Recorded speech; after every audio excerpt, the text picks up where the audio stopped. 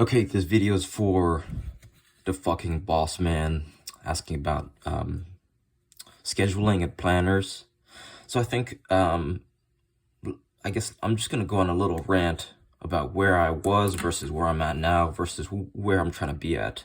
So this guy Tim Ferriss, he talks about booking, right? He talks about booking a trip or something in the future so that, and this may seem not relevant, but I think as you grow older, or as you start to gain a little bit of an income in whatever work you choose to pursue, right, you can start to apply some of these principles. So what booking a trip in advance will do, right? So let's say you have something booked for January of next year. So I'm talking January 24, or maybe November, December, right? Let's say I'm assuming that you're younger than 18. So maybe you could start to plan a trip with either your mom or your dad or whoever, and say, these are my dates, right? Let's say you got Christmas off, right? So let's say you have Christmas Day off, and then that means you'd have Saturday, Sunday, right? Saturday, Sunday, Monday, and then let's say you have Christmas week off until Sunday the 31st, right? So you've got this whole from here to here off, and then maybe you could even sneak away on a Friday, assuming you get all your stuff done. So that's 1, 2, off on a Thursday, right after school. Then you have 1, 2, 3, 4, 5, 6, 7, 8, 9, 10 days to plan a soccer trip. Now, what you can start to do is turn this into a soccer vacation. And what I mean by that is, let's say this is somewhere, call it Spain, call it Portugal, Argentina, Germany, right? Somewhere where the local culture just loves playing. Japan, right? Soccer all over the world, right? Now you could start to use this and turn it into like a little soccer camp, right? So I'd bring a ball with you on every single one of these days, either dribbling, juggling, or using a skills kick trainer. And why I think this is super important is because, you could turn your vacation into a soccer vacation. Now, when you're coming back and playing against kids, either your age, you're gonna have X amount more touches than they have. So this does two things: booking a trip in advance. You turn your vacation into a soccer vacation, right? If your parents agree to this, say, hey, would you guys consider, we go away for a few days in December on my break, and then what's going to happen is then you can look forward to this trip the whole entire year, right? So that's the gift. That's the true gift, the anticipation of looking forward to the trip. If it's already booked, right? Book it on a credit card, get rewarded for that spending, and then you have the whole year to look forward to it. So that's one cool thing that you could start to do that I actually should get on that myself. The second thing that I've done with my planner. Actually, let's be very focused. Okay, so the question is, how do I schedule stuff? Okay, so let's go to today, and then let's think about that, because I'm just waking up at 6:41. So I don't even know what day it is.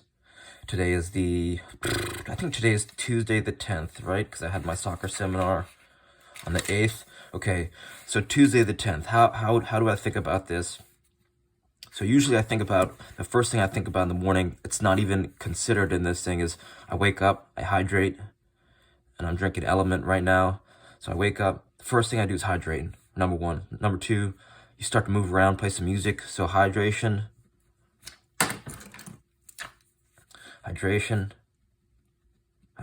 sunlight, movement. That's already ingrained in my brain. So I don't really think about that. I just do that intuitively, just because I've been practicing that for a couple of years. So you want to get the most important thing done in your life, done before noon. And the reason you want to do that is because then you hit the afternoon. So let's break this up into two chunks, right? So you call this AM, you call this PM, and then this is noon, right? So this is 12. So you want to get your most important thing done before noon, so that you go into the afternoon with good energy, right? So if you get your most important thing done, it just unlocks your whole day, right? You're feeling good. So you want to be very thoughtful, right? Let's say you only had one priority. they say that the word priority shifted from priority to priorities only within the past 100 years or something. So it's kind of you gotta have to think, okay, if I could only get one thing done, and it doesn't have to be hard in the sense that it doesn't need to be laborious or doesn't need to have you feeling exhausted. It could be something like sending an email. It could be starting an IRA. It could be, it could be practicing, beginning to develop some good habits, right? Do you want to learn, do you want to visit Japan? Do you want to learn Japanese? Do you want to learn how to juggle, learn Pilates, juggle 3 different balls? It's kind of personal. So you would write that down. So let's say, what's my most important thing? Well, I'm filming this video. That's super important, right? But that's besides the point. The real most important thing that I want to do today, well, I definitely want to film and post, right? Film and post. That's my personal goal, to help soccer players every day, and then film my personal training, right? Film my personal training routine. But so on a deeper level, if I could only choose to do one or two of those things, I've been thinking about that for a long time. So I don't know what's more important: showing people how to do stuff, or doing the stuff and then they watch. But that's how I would think about it, right? So let's say, now I'm gonna pretend I'm you. So let's say, if you're in school, right? So, the thing that I used to maybe do is just like wake up and then go to school. But after thinking about Kobe Bryant's sleep schedule, right? Kobe Bryant, he'd wake up at 3 a.m. 3 a.m. He'd train from 4 to 6.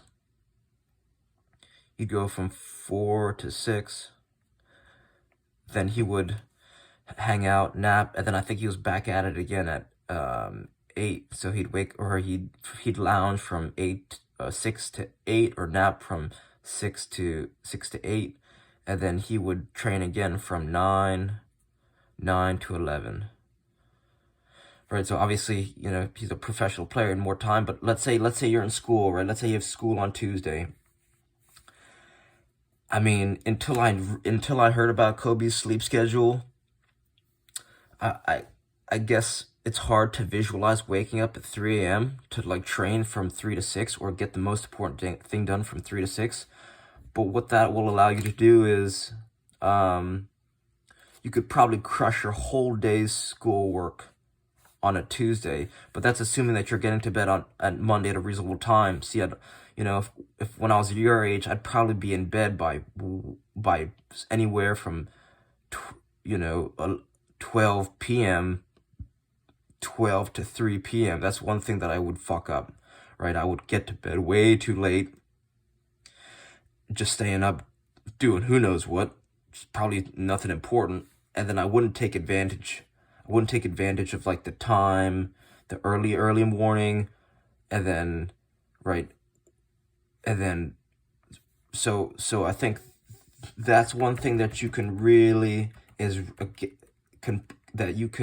that most kids these days, that's an assumption that I believe that most kids these days from ages 14 to 18 are staying up way too late, and they're not waking up and taking advantage of time that they could be using to grow their life, right?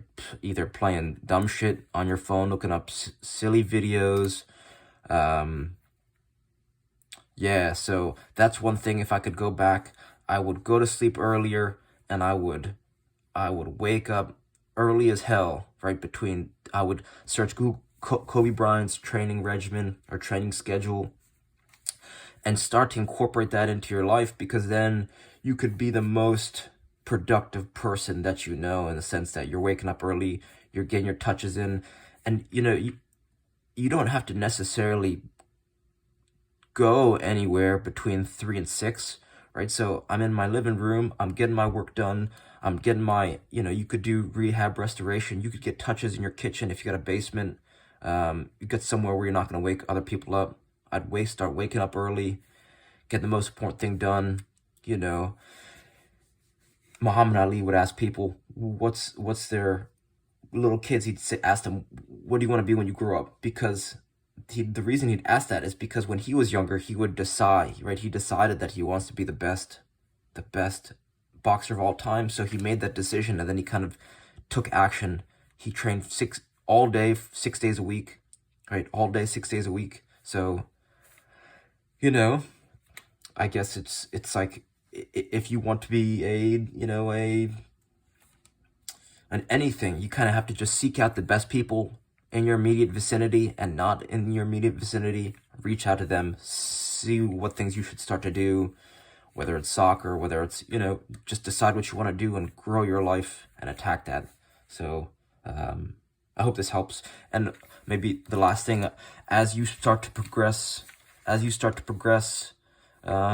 with your schedule, one thing that I started doing is using the days that I hadn't used just as a journal, or just writing down important things, getting things off my head. I think Kevin Kelly says the biggest lie that we tell ourselves is that we will remember it when we don't.